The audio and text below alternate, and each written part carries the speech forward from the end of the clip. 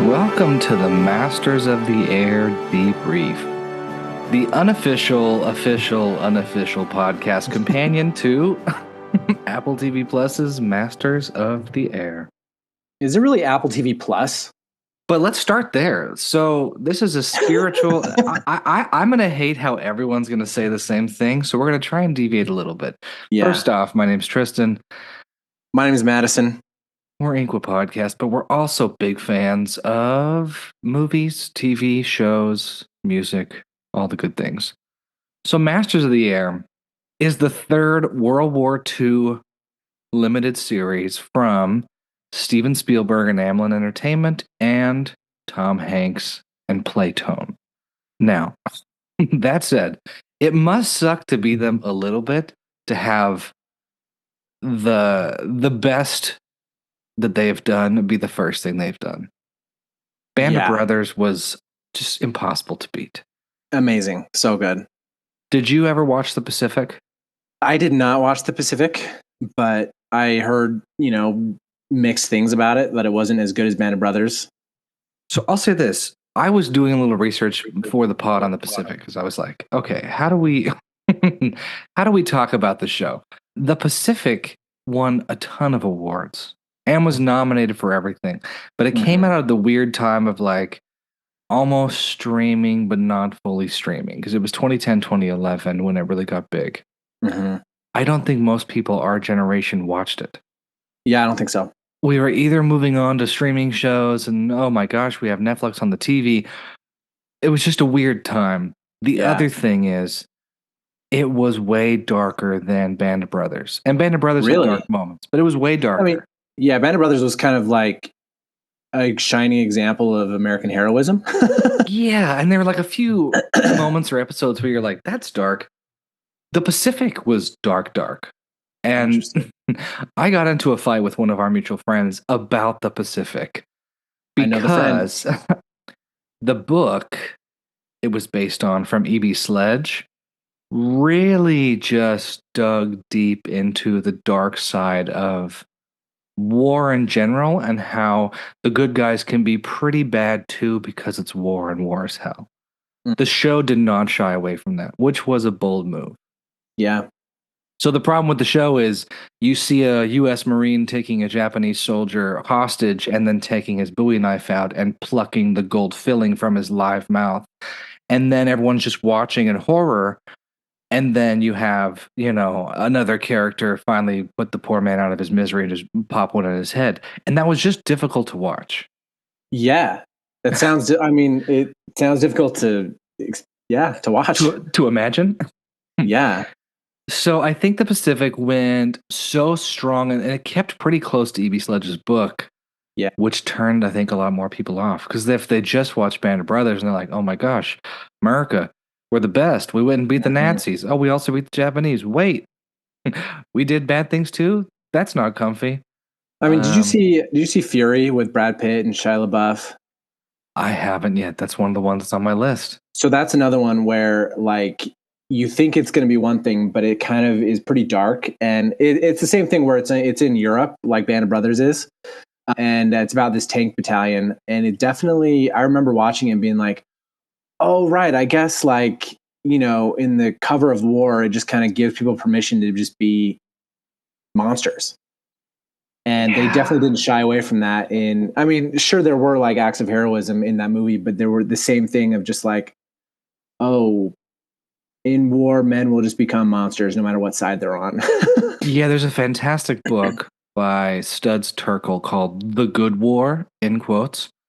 It's an oral history of World War II, and all of it just takes stories and then data to be like, looking back on war through rose-colored glasses is a terrible idea, and here's why. Yeah. He talks about the number of reported and assumed unreported rapes on both sides of the war. And he's like, do you ever wonder why so many French people have Irish Catholic looking kids?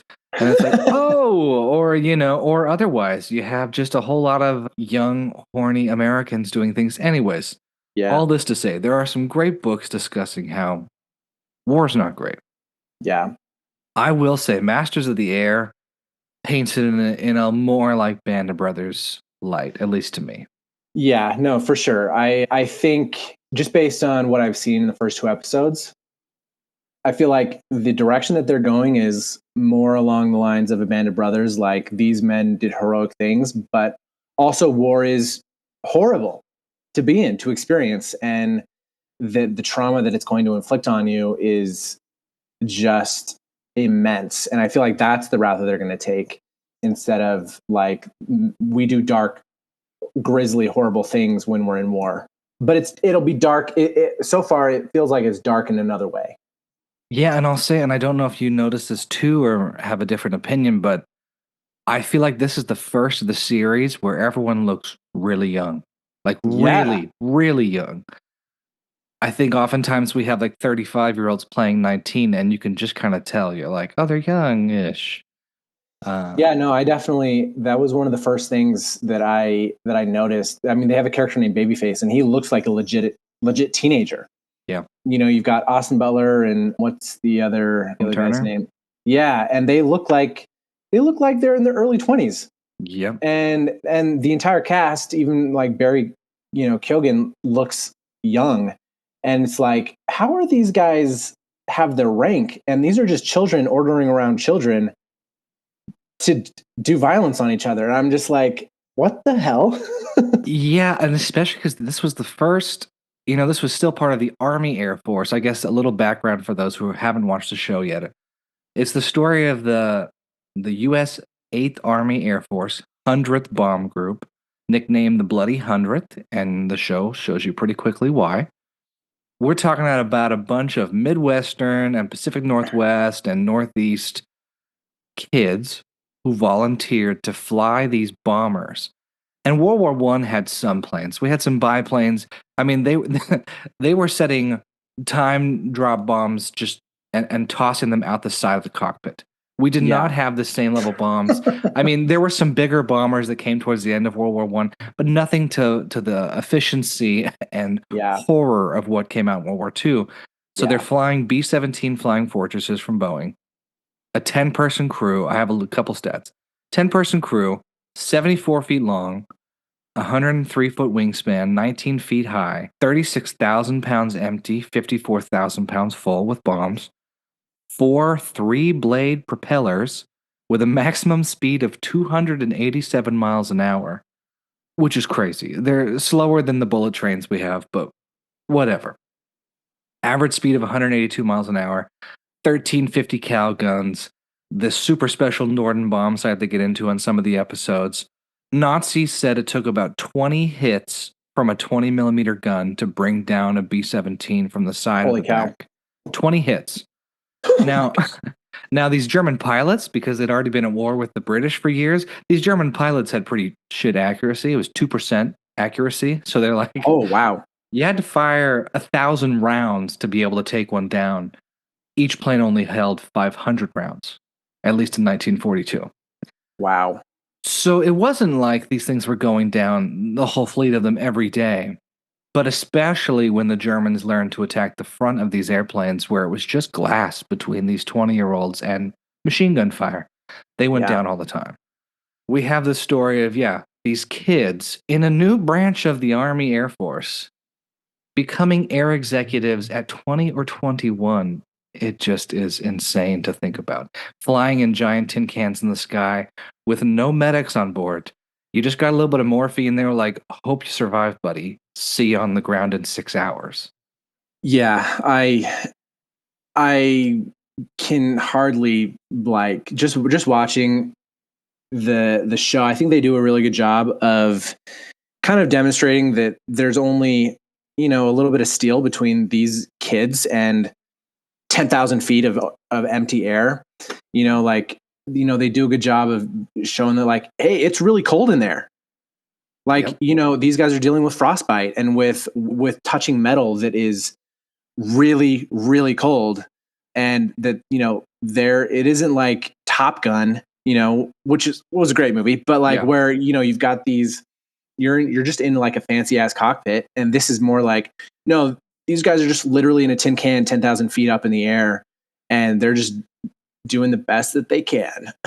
I mean, yeah, let's talk about the first episode slump. I think, at least for these limited series, are usually so bad. But this one felt a little different to me. It was still slower, but like you're just saying, they pointed out all the things that maybe the audience, at least I was not tuned into, of it's freezing cold. You got to keep air masks on, and they're trying to talk. Some people get air sickness, like the narrator, Crosby, just puking his guts out. Yeah, you get a whole shot into a ball turret, and unless someone else comes and gets you out of there, you're just getting frostbite. Yeah. I mean, when the doctor talks about if these boys pee their pants while they're on a mission, it will literally be life or death. It is frostbite, and they're just peeling skin off when they land.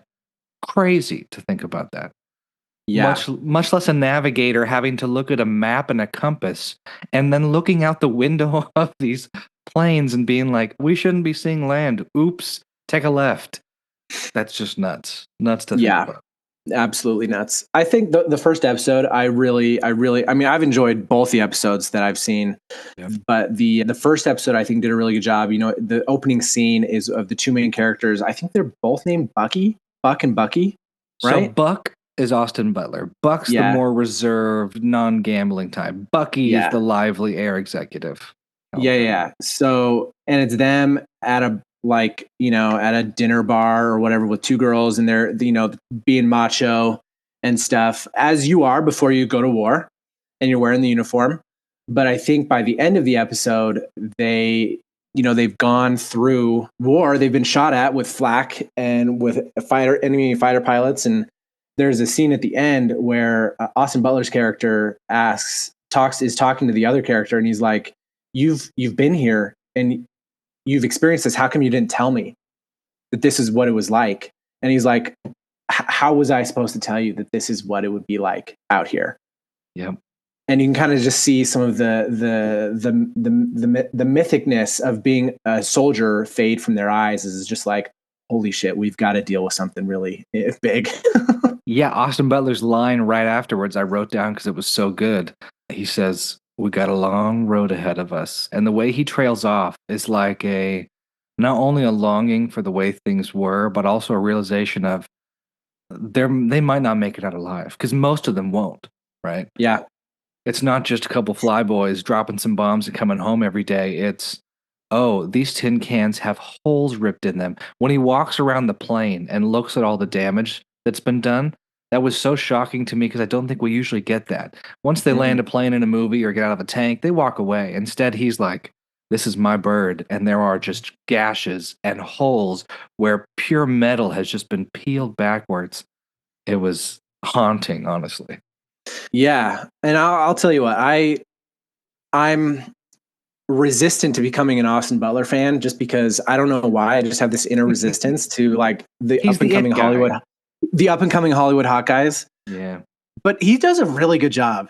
You know, like I think of having that kind of that arrogance is kind of in him, but he does a really good job of softening that, and that there's a depth behind his performance there's a lot of gravity to it, and it's very compelling.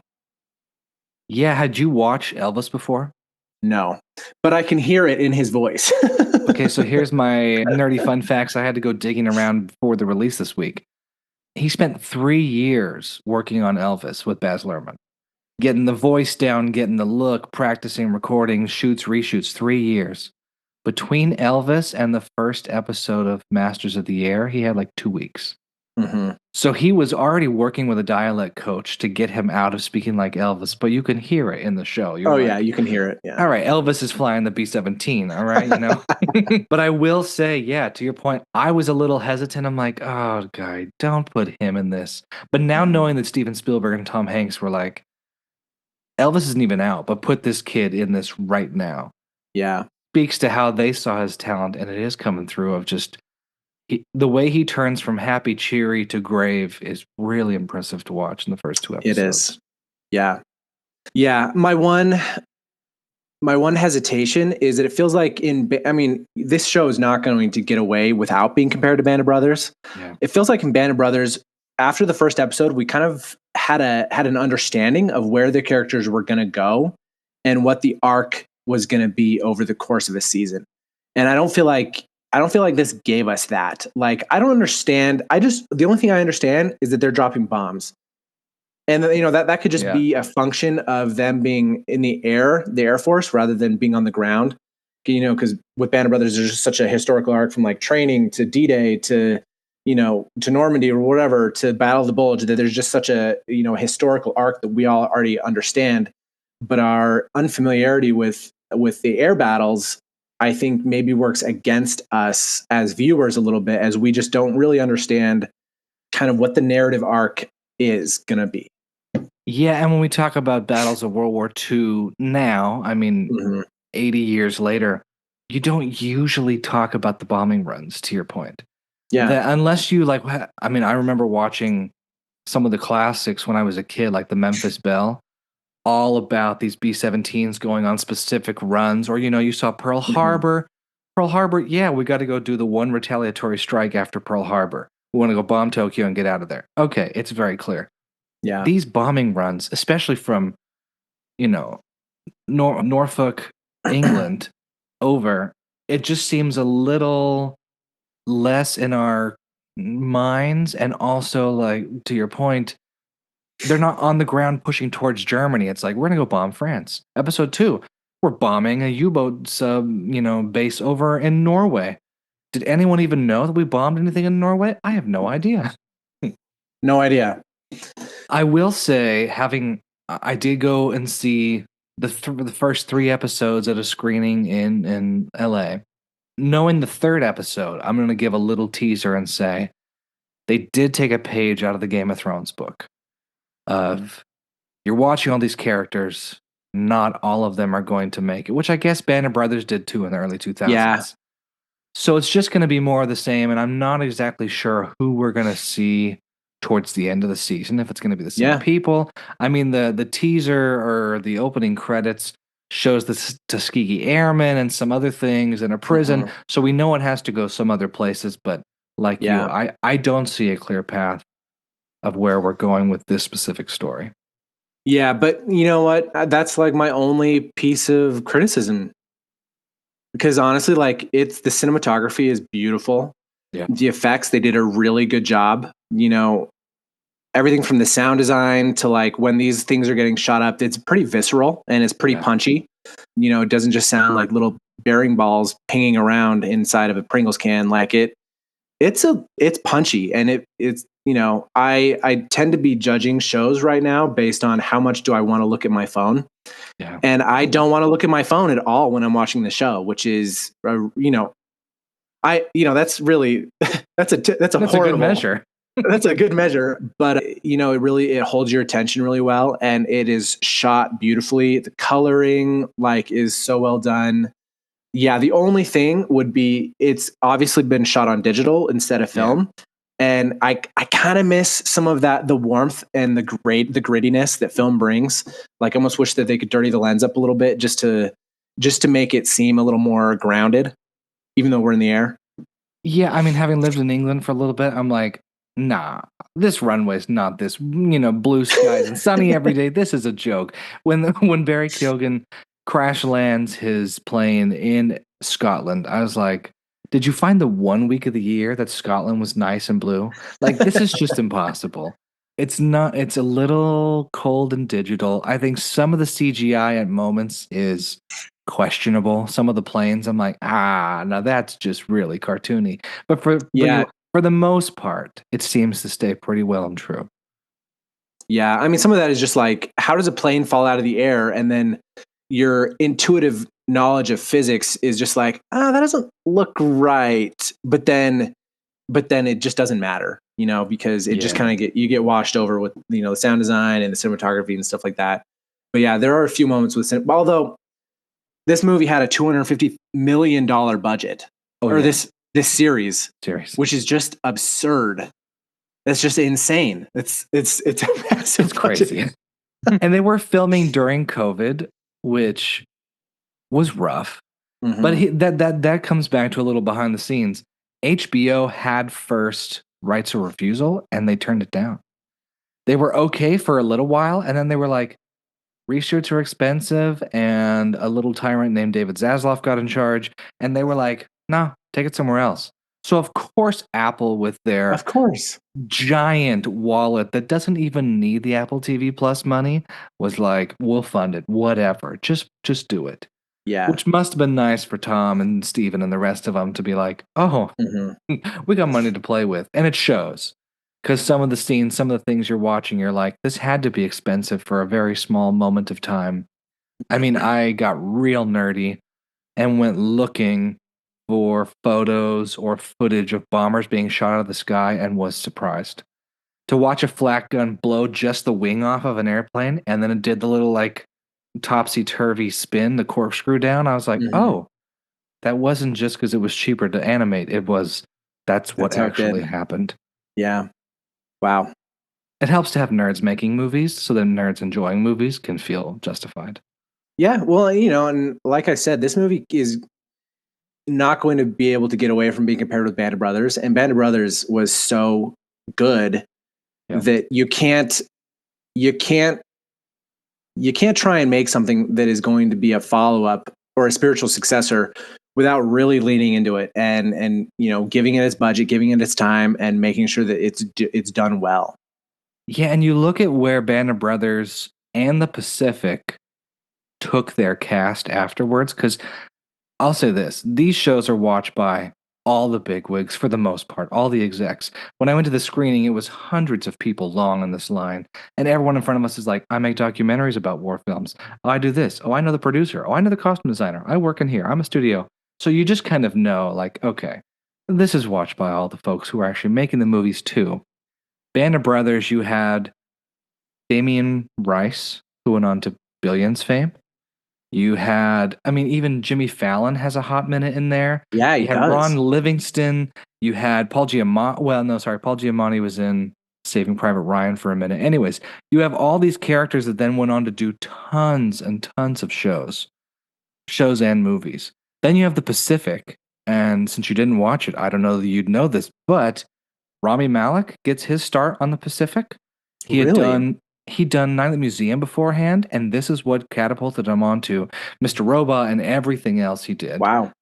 You had John Bernthal. He got, after the Pacific, he got Walking Dead. You had James Badge Dale, who was in Iron Man 3, World War Z, 13 Hours, and he also has been doing a lot of TV. You had Joseph Mazzello, who was the young kid in the first Jurassic Park. So Steven's like, hey, I got a job for you. Come on back and be one of the big, one of the soldiers here. He went on to Coma, American Crime Story. He played the bass player in Bohemian Rhapsody. You had John Seda, who's done Chicago PD, Hawaii Five-0, La Brea. So you have all these people who get their start. So now that we know Austin Butler, Barry Keoghan, they're already huge. Yeah. There's so many more actors where I'm like, okay, Callum Turner, people have seen before. He's been in other shows. He was in Boys in the Boat. Boys in the Boat. He was in... I want to say the newest Hunger Game movie. He was in the newest Hunger Game movie. He was in something else that all the girls were talking about in line. And I can't remember it. All the girls. All the girls. But then I think you also have Anthony Boyle, who is the narrator and who plays Crosby, the navigator. Was in Danny Boy, which is like a BBC ITV show. Tolkien with Nicholas Hoult. Yeah. The Plot Against America, Tetris, and for 2 episodes in Dairy Girls, which I do love Dairy Girls. Oh, Dairy Girls was fantastic. So I'm just watching this and seeing their skills, and I'm like, oh, it's only going to get bigger and bigger. Yeah, who else was in this? He's the new Doctor Who. He was in Sex Education. He's got a name that it's hard for me to pronounce. Ncuti Gatwa? I was hoping you were going to pronounce it because, I can't. Yeah, I think it's Ncuti Gatwa. Loved him in Sex Education. Phenomenal. So I haven't seen Doctor Who, but like I think he's an up and coming person that I think you're right that these kinds of series exist as a platform for a lot of these up and coming actors to really like show their stuff. And so I'm excited to see where he goes. But also, I feel like Band of Brothers had a lot of cameos. Oh yeah. A bunch. Of just like big name people who were there for all of 3 minutes making a cameo. And I'm like, I wonder who's going to pop up in this show. Yeah, it's funny because IMDb is listed off most people, but I don't know if they put everybody on there. Yeah. And in looking, I was like, there's a few names I recognize, but no one huge like Band of Brothers was. Yeah. But who knows? Maybe they're going to wait till the day of the episode coming out to put some of those people on IMDb. They sometimes do that to tease it. I'm not sure. I mean, I know Matt Damon loves to have uncredited cameos in movies. So good old Matt Damon. Good old Private Ryan. Yeah.